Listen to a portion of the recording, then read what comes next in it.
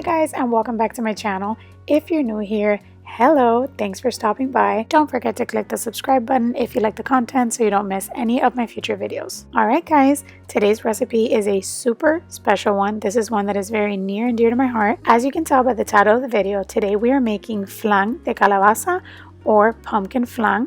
Now this is a different flan. It's not the one that you're used to that's more set and you can kind of slice it like a pie. This is more like a custard. However, there are no eggs in this recipe. So if you are allergic to eggs like my son was when he was younger, this recipe is perfect for you. Like I said, this recipe is very, very special to me and to my family because this was one of my grandma's specialties and everyone loved when she made her flan de calabaza. So I recreated her recipe a little similar to how she did it. I didn't have the exact recipe because she didn't really measure much or keep a written recipe. However, I did recreate it as best as I could, and her children will agree that it is very, very delicious and very close to the way that she used to make it. So if you guys want to give this a try and find out how I made it, just keep watching. As always, I will leave all of the ingredients and their measurements in the description box below, but for this recipe you will need, of course, you're going to need some pumpkin. I went ahead and bought this one. This is the pumpkin I use to make my flan every single time. If you can't find this specific pumpkin at your grocery store, go ahead and use what you find and what you have on hand. You're also going to need some condensed milk. You're going to need some evaporated milk, some cornstarch. You're going to need some salt. You're going to need a cinnamon stick and some sugar, just white granulated sugar, and of course vanilla extract. I'm using Mexican vanilla blend. So the first thing you want to go ahead and do is soften up your pumpkin. You want to boil it down until it is mashable, kind of like you would with potatoes for mashed potatoes. What I do is I go ahead and just fill my pressure cooker with a little bit of water. I added about 2 cups of water, I would say, and then all you do is you add in your pumpkin straight into the pot. If you don't have a pressure cooker, go ahead and just boil it as you would boil just regular mashed potatoes. I take a large spoon and I just remove all the seeds over the garbage can, and if there are any like really stringy bits, go ahead and remove those too. Like I said, go ahead and place your pumpkin. You don't need to cut it, you don't need to peel it, nothing. Go place it in your pressure cooker. I set mine on high for about 15 minutes and then I just let that go. After the 15 minutes, I went ahead and released the steam, and then once I opened up my pressure cooker, my pumpkin was absolutely perfect and it was ready to mash. I tested it out with a fork and it was super soft. Make sure that you test the middle. That part tends to stay really hard, so put your fork in the middle, and if it goes straight through, you know you're ready to go. Now, why I love to put it in the pressure cooker with the peel on is because peeling pumpkin is such a hassle, and this way it just comes right off with a spoon. So be careful not to burn yourself because this is going to be extremely hot when it comes out of the pressure cooker. But all you need to do is just take a spoon and scrape off the peel. Once you've removed all the peel and obviously gotten rid of it, take all the peel out of the bowl and just go ahead and start mashing it with a fork. You can use a potato masher, but a fork works just fine.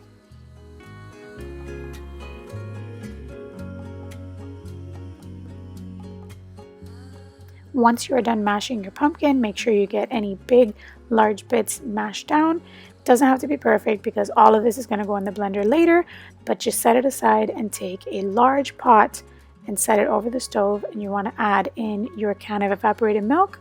You want to add in your can of condensed milk. Make sure that you scrape it all out because you don't want to skimp on any sweetness or any of the texture that this condensed milk provides. So you want to make sure that you scrape your can and get it all out.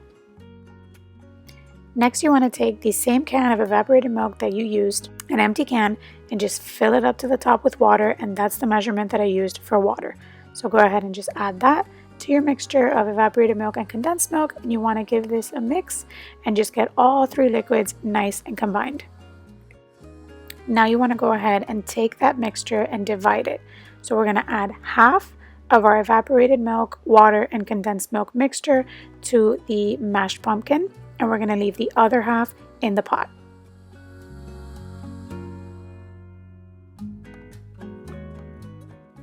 To the bowl with your pumpkin and milk mixture, you're going to go ahead and add your granulated sugar and your cornstarch. Don't worry about any lumps. Don't worry if it's not perfect. Like I said, all of this is going to go into the blender later, but just make sure that you're giving this a good mix and you're getting everything nice and incorporated.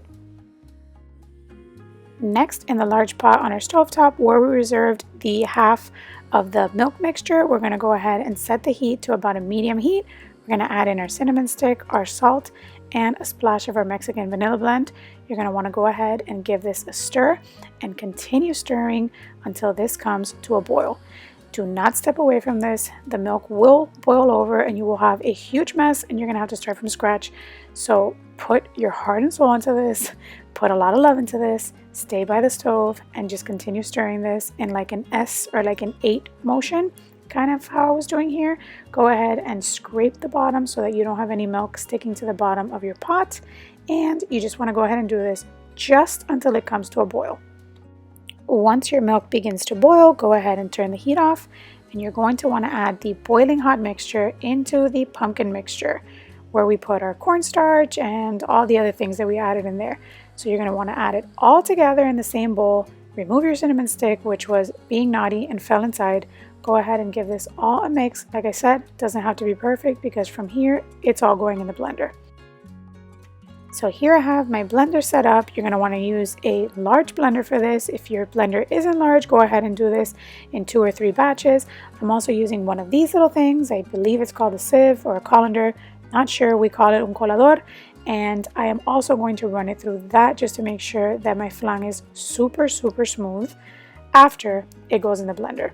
So I'm going to go ahead and just start ladling it in. You don't have to ladle it in, but to me, it's just a lot safer. And I know that I'm not going to spill and make a gigantic mess everywhere. So I go ahead and ladle it into the blender. And then all I do is I just give it a nice blend for a couple seconds. I would say that I blended this for about 30 seconds just until everything was nice and smooth. And then once it is done blending, you're going to go ahead and put this back into the pot where we boiled our milk. You're going to want to put that back into the pot because this is going back to the stovetop. So go ahead and run it first. Like I said, this is optional, but I run it through one of these just to make sure that I'm getting any of the little gooey bits, and I'm just leaving that out. And this also ensures that you have a super smooth flan at the end. But like I said, this is optional. Once you run it through the blender, it's perfectly fine to just dump it all back into your pot. Then I went ahead and just did batch number 2. Just poured it in at this point, just threw it all into my blender. Do be careful because this mixture is boiling hot. Go ahead and blend it for another 30 seconds, just until it's all nice and smooth. And again, I just went ahead and ran it through my colander and boom, done. Now this is going back on the stove, again, over medium heat. Like I said, go ahead, put it right back on your stovetop. Your entire mixture is in your pot at this point, and you do want to keep stirring. I know this seems like a super long, drawn out process because I'm really trying to explain everything to you guys, but I promise you, this really isn't such a long process. Go ahead, pop it in the pressure cooker, mash up your pumpkin, divide your mixture, go ahead and bring it to a boil, add it in, blend it, boom, back on the stovetop. And then all you're going to do is just mix this slowly, again, scraping the bottom so it doesn't stick. Don't worry about air bubbles. As this heats up, the air bubbles are going to be gone. I promise you, you're going to be left with such a smooth mixture at the end. It's like velvety and luscious and delicious. And oh my God, you're going to want to make this every single time you walk past a pumpkin. I promise you. Go ahead and give this a nice stir. Do not leave. Like I said, don't leave. It'll get sticky. It'll stick to the bottom. And you're going to have to start from scratch. Trust me, don't leave. Give it love. Go ahead and mix this. This process should take anywhere from 15 to 20 minutes. Go ahead and stir it slowly over medium heat until you reach the consistency that we're looking for. And I will show you what that looks like. So at this point, you can see that my mixture had thickened up nicely. My air bubbles were gone. My mixture was super nice and smooth. And what I did was I just did the little spatula test, Please be careful when you do this. As you can see, there's steam coming out and it's super, super hot. But basically the spatula test that I do is that I just hold up my spatula and I run my finger right across it. And if it's thick enough that it doesn't just like run over and it's super, super liquidy and runny, then I know it's ready to go. Don't wait until this gets super thick because this will firm up even more once you refrigerate it. So do leave it on the runnier side so that you don't end up with a super thick flan. There you go, it passed the spoon test. So I just ran a finger across and you see how it is not just running over, it was ready to go. All I did was take a bunch of different containers that are super special to me, some more special than others. If you see those little white ones that I'm holding up, those were actually my grandmother's. Those were hers. She owned them, and now I am living in the house that she lived in, and it's an honor and a privilege to be cooking in her kitchen. And some people in my family say that I channel her when I'm in the kitchen, and that's why my recipes taste so similar to hers. Listen, I don't know what it is. I just put a lot of love into the recipes, especially the ones that were hers. So all you want to go ahead and do is ladle this into the separate containers. You can go ahead and serve this in a big bowl or in a big aluminum dish, one of those disposable ones. If you are going to a party and you're serving this to a lot of people and you just want to have individual portions, you can go ahead and serve them in those little individual plastic cups with the little spoons. I've done that before and it's always a hit, but this is how I'm doing it today. And once this sets up a little bit at room temperature, I'll go ahead and eat one warm the day that I make it. There's nothing like having a room temperature one. And then the rest I pop in the fridge and they will last you about 2 to 3 days. Do keep in mind, if you store them in the fridge uncovered, they will last you 2 to 3 days. If you cover them, they won't dry out as fast and they'll last you up to a week. So go ahead and pop these in the fridge once you're done so they don't spoil because they do have milk. But most importantly, enjoy. And by the way, guys, if you are Cuban, you know exactly what I'm talking about. But if you're not Cuban, I'm going to let you in on a little trick. Do not ever throw away this last part. This part is called la rapita. Trust me, you don't serve this in a container.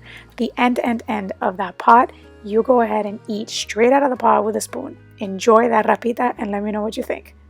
Once again, guys, thank you so much for clicking on the video. We are almost at 100 subscribers. Who knows? By the time that I upload this video, we might have already reached 100. I am super, super, super thankful and super grateful for all of your support. If you are a new subscriber, welcome to the channel. There are more videos just like this one coming your way, and I'm super excited to share them all with you. Guys, thank you so much for joining me today. I hope you have a great week, and I will see you all in the next video. Bye!